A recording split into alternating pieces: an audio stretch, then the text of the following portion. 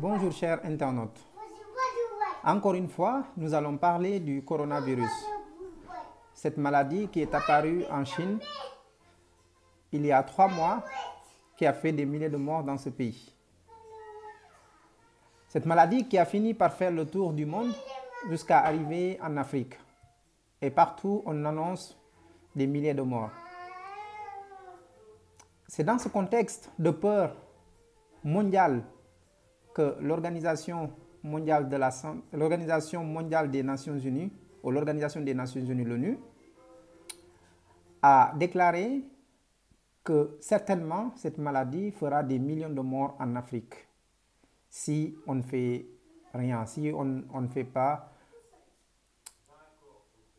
trouve pas des solutions pour barrer la route à la propagation de cette maladie. Parce que il dit que l'Afrique ne dispose pas de moyens, même si la population est relativement jeune, mais si on ne fait rien, au vu de nos infrastructures, au vu de l'organisation sociétale, cette maladie fera nécessairement des millions de morts. A-t-il raison ou pas? En tout cas, c'est sa prédiction. De notre côté, un scientifique de renommée internationale, que tout un chacun a entendu le nom, c'est le professeur Didier Raoult, qui travaille à l'IHU de Marseille, Institut hospitalier universitaire de Marseille, qui, depuis l'apparition de cette maladie en France, est entré dans la danse en générant une polémique. Donc selon lui, il faut savoir que dans le monde, il y a une vingtaine de maladies infectieuses respiratoires qui tuent environ 2,6 millions de personnes par an. Et donc selon lui, parmi ces maladies infectieuses, il y a des maladies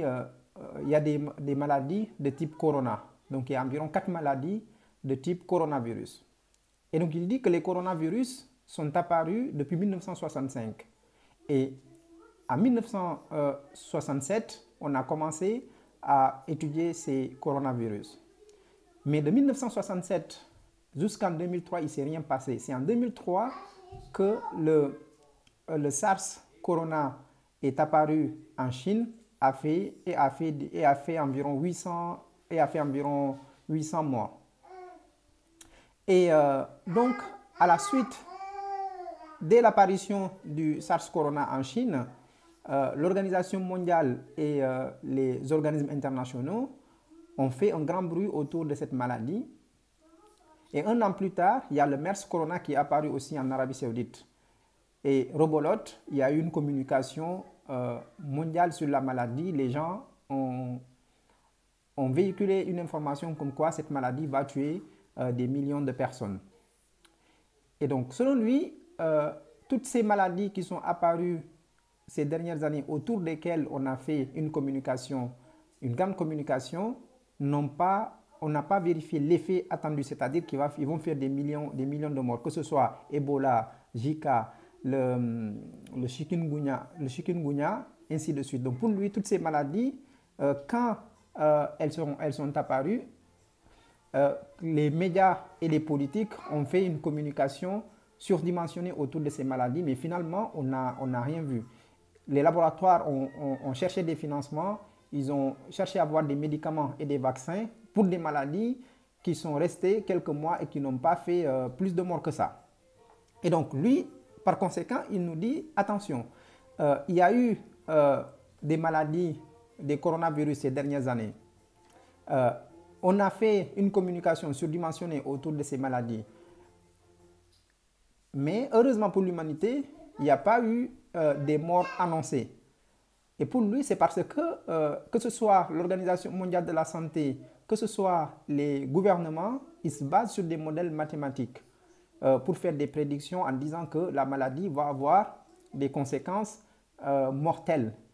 Et donc selon lui, ces modèles mathématiques ne sont pas fiables parce que pour faire un modèle mathématique, il faut se servir de l'expérience du passé pour alimenter le modèle, pour pouvoir prédire le futur. Et comme ces coronavirus ne sont pas très fréquents et on n'a pas eu beaucoup de coronavirus et beaucoup d'études, donc on ne peut pas utiliser des modèles mathématiques pour prédire leurs conséquences à travers le monde. Et donc c'est pourquoi, selon lui, que ce soit l'Organisation mondiale de la santé ou que ce soit les gouvernements, ils se trompent. Et l'autre aussi, l'autre source de tromperie, selon lui aussi, c'est qu'une maladie, la transmission d'une maladie n'est pas mécanique. Et un virus aussi se développe dans un écosystème bien particulier. Donc on ne peut pas se dire qu'une maladie, si une maladie attrape une personne, cette personne va forcément la transmettre à trois personnes qui vont transmettre à trois personnes, ainsi de suite, jusqu'à ce qu'il y ait des milliers de personnes qui vont attraper la maladie. Donc lui dit qu'un virus, il faut l'écosystème. Donc il y a tout un paramètre qui font qu'un virus se développe dans un milieu bien déterminé. Donc il dit que faisons attention. Ce n'est pas parce qu'en Chine, qu'il y a des milliers de morts en Chine, en Italie, en Europe ou aux États-Unis, qu'il y aura forcément des milliers de morts en Afrique. Parce que le climat, l'environnement en Afrique est différent de l'environnement en Europe et en Chine. Et les manières de vivre sont aussi différentes. Donc un Africain ne vit pas forcément de la même manière qu'un Chinois ou qu'un Européen. Donc on ne doit pas s'attendre à avoir des conséquences de la maladie de façon uniforme à travers le monde. Donc c'est pour ça, lui, il dit, faisons attention. Mon expérience en tant qu'expert dans ce domaine m'a montré que ces 20 dernières années, toutes les alertes qui ont eu concernant les maladies infectieuses, on n'a pas observé du tout les conséquences attendues. Donc, au lieu de faire peur aux gens en leur disant il y aura des millions de morts, faisons attention, sensibilisons-les sur la maladie, mais ne semons pas la panique à travers le monde. Parce que pour lui, ceux qui créent la peur dans le monde, c'est les organismes internationaux, c'est les laboratoires qui ont un intérêt. D'un côté, l'ONU va avoir des financements et les laboratoires aussi, ils veulent avoir de l'argent pour faire de la recherche, ce qui est tout à fait normal. Donc il dit, ne faisons pas peur. Il a même donné l'exemple de la dernière crise d'Ebola en Guinée, où dans un village, il y a des gens qui étaient partis dans un village pour sauver des malades, mais les villageois ont tué plutôt les sauveurs parce qu'ils avaient peur.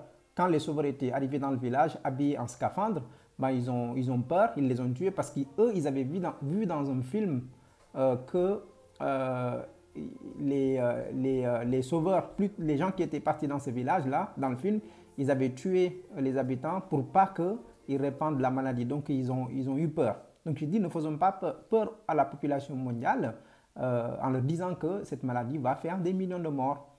Je pense qu'il a tout à fait raison de ce côté.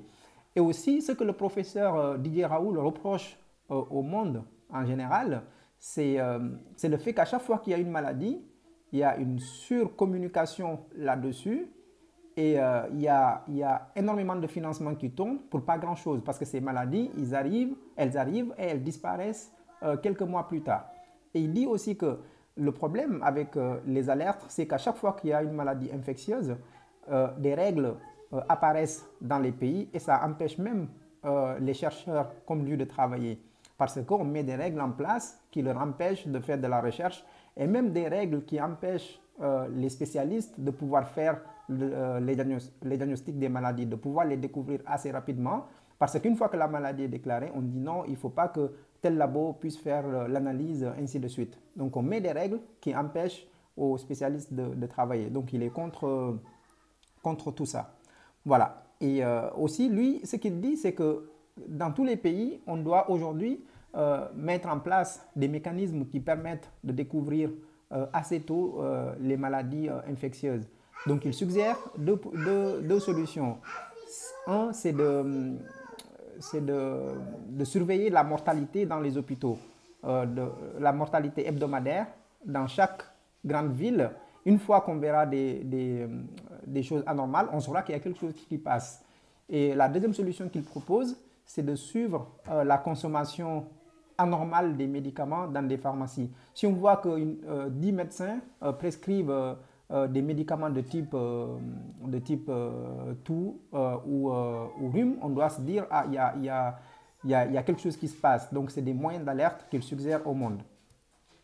Et l'autre polémique que le professeur Raoult a soulevée, c'est l'utilisation de la chloroquine ou le Plaquenil ou l'hydroxychloroquine pour soigner le coronavirus. Donc lui, en tant que chercheur, quand la maladie est arrivée en France, il a vu que les Chinois ont suggéré l'utilisation de la chloroquine pour soigner la maladie. Et donc dans son laboratoire, il a testé le médicament sur une centaine de personnes. Sur une vingtaine de personnes, pardon. Donc sur ces 20 personnes, dans un premier temps, il a vu que sur 20 personnes, presque les 17, au bout de 6 jours, n'avaient pas la maladie dans le corps. Donc, à la fin de l'étude, il a dit au monde, écoutons, aujourd'hui, il n'y a pas de vaccin contre le coronavirus, il n'y a pas de médicament. Mais d'après les résultats que j'ai obtenus, la chloroquine peut sauver des vies. Donc, je suggère à ce qu'on utilise ce médicament face à cette maladie. Donc, il n'est pas le premier à l'utiliser, mais les Chinois l'ont déjà utilisé. Et pourquoi la polémique? Il y a polémique parce que lui, les tests qu'il a fait sur les 20 patients, ces tests-là ne sont pas passés dans les règles de l'art en termes de recherche médicamenteux. C'est pourquoi ses collègues, c'est pourquoi les médecins ont tiré sur la sonnette d'alarme en disant attention, aujourd'hui, lui, il suggère d'utiliser la chloroquine, mais la chloroquine a aussi des conséquences, des effets secondaires qui peuvent tuer d'autres personnes. Donc, il faut plus d'études pour valider l'utilisation de ce médicament.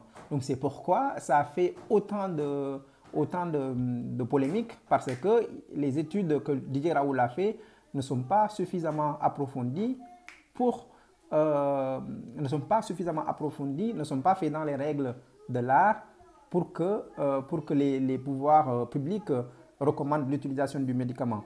Donc espérons qu'aujourd'hui, les études qui sont lancées à travers le monde, notamment en Europe, à travers le programme Discovery, que les résultats vont bientôt sortir. En tout cas, les résultats sont attendus pour la semaine prochaine.